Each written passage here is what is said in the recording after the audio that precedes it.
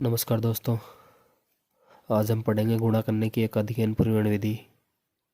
नाम से स्पष्ट है, एकाधिक परिवहन विधि में हम एक अधिक करेंगे।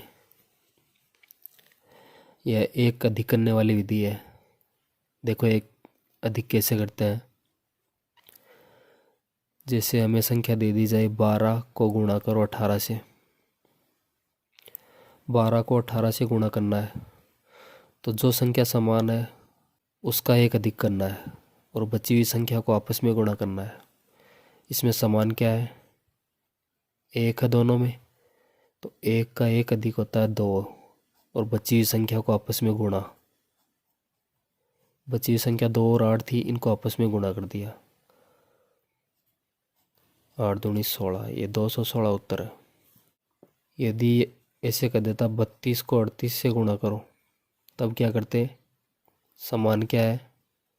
3, तो 3 का एक अधिक 4 और बची हुई संख्या 2 और 8, इनको आपस में गुणा।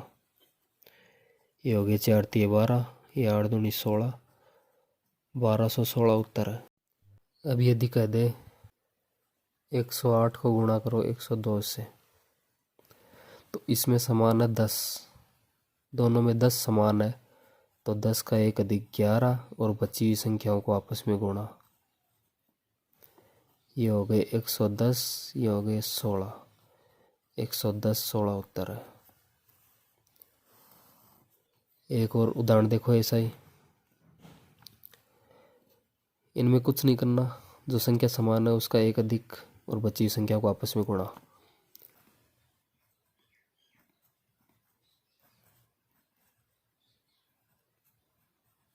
इनमें समान क्या है? ये 10 समान है, तो 10 का एक अधिक 11 और बची हुई संख्या आपस में गुणा। ये हो गए 110, ये हो गए 9/100, तो ये उत्तर हो गया 110 सही 9/100। ऐसे ही पॉइंटों वाला में होगा।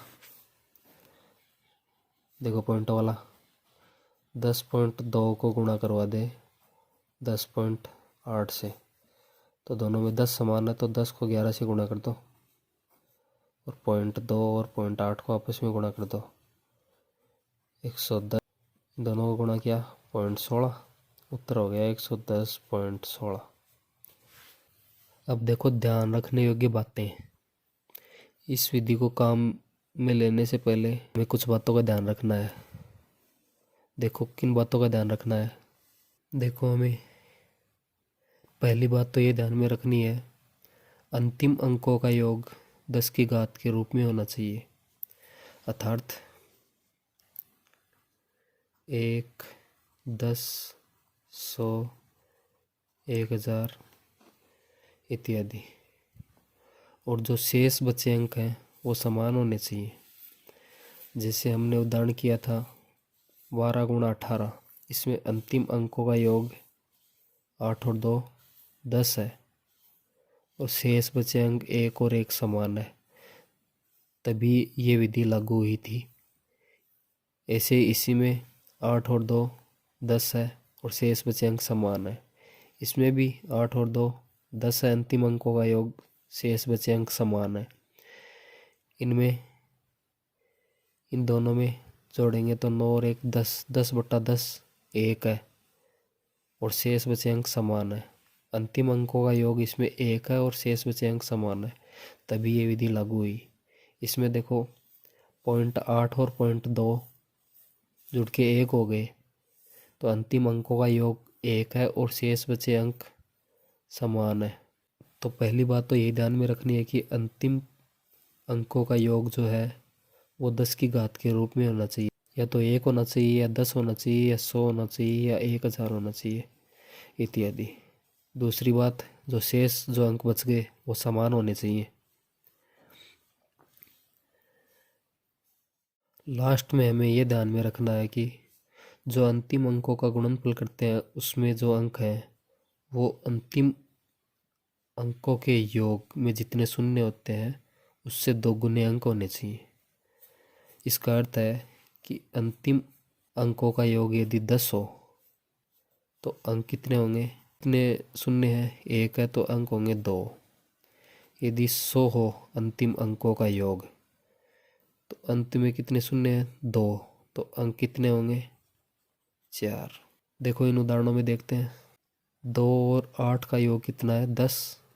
10 में शून्य 1 है तो अंक होने चाहिए 2।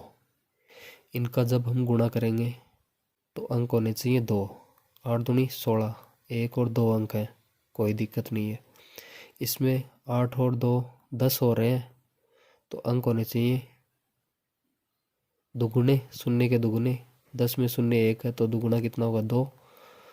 तो 2 अंक होने चाहिए। 8 दूनी 16, 2 अंक हैं। इनमें सभी में तो है, लेकिन यदि हमें दे दिया जाए 11 को गुणा करना हो 19 से, इसमें देखो समान क्या है? 1 और 1 समान है तो 1 को 2 से गुणा किया और बचे हुए अंक 1 और 9 को गुणा किया। ये हो गए 2 एकम 2, ये हो गए 9 एकम 9। अब देखो इनका योग कितना है? 9 और 1 का योग कितना है? इनका योग है 10। 10 में शून्य कितना? 1। तो जब हम इनका गुणा करेंगे तो अंक कितने आने चाहिए? 2 अंक आने चाहिए, जबकि अंक 1 ही आया है। तो इससे पहले शून्य लगा देंगे। अब ये 2 अंक हो गए तो इसका उत्तर होगा 209।